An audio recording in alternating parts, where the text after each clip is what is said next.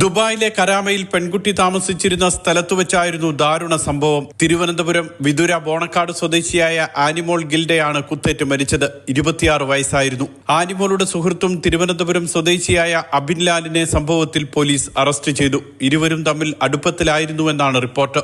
സമൂഹ മാധ്യമത്തിലൂടെ പരിചയപ്പെട്ട പെൺകുട്ടിയെ 1.5 വർഷം മുൻപ് അബുദാബിയിലേക്ക് കൊണ്ടുവന്നത് അബിൻലാലാണ്. 1 വർഷത്തോളം ഇരുവരും ഒരുമിച്ച് അബുദാബിയിൽ താമസിച്ചിരുന്നുവെന്നും ഇതിനുശേഷം ജോലി ലഭിച്ചപ്പോൾ പെൺകുട്ടി ദുബായിലേക്ക് താമസം മാറുകയായിരുന്നുവെന്നും സുഹൃത്തുക്കൾ പറഞ്ഞു. അബുദാബിയിലെ ആശുപത്രിയിൽ ജോലി ചെയ്യുന്ന അബിൻലാൽ വാരാന്ത്യങ്ങളിൽ ദുബായിൽ വരാറുണ്ടായിരുന്നു. കൊലപാതകത്തിന് തൊട്ടു മുൻപുള്ള ദിവസം ആനിമോളെ കാണാൻ പ്രതി ദുബായിലെത്തിയിരുന്നു. ആനിമോൾ താമസിച്ചിരുന്ന സ്ഥലത്ത് വെച്ച് ഇരുവരും സംസാരിച്ചു കൊണ്ടിരിക്കുന്നതിനിടെ തർക്കമുണ്ടായെന്നും തുടർന്ന് അബിൻലാൽ കത്തിയെടുത്ത് കുത്തുകയായിരുന്നുവെന്നുമാണ് പ്രാഥമിക വിവരം. പെൺകുട്ടിക്ക് വീട്ടുകാർ മറ്റൊരു വിവാഹം ആലോചിച്ചതാണ് തർക്കത്തിന് കാരണമെന്നും സൂചനയുണ്ട്. സ്ഥലത്തെത്തിയ പോലീസിന് ആനിമോളുടെ കൂട്ടുകാരാണ് പ്രതിയെക്കുറിച്ചുള്ള വിവരം നൽകിയത്. കേരളത്തിലേക്ക് കടക്കാനുള്ള ശ്രമത്തിനിടെ വിമാനത്താവളത്തിൽ വെച്ചായിരുന്നു പ്രതിയെ പോലീസ് പിടികൂടിയത്.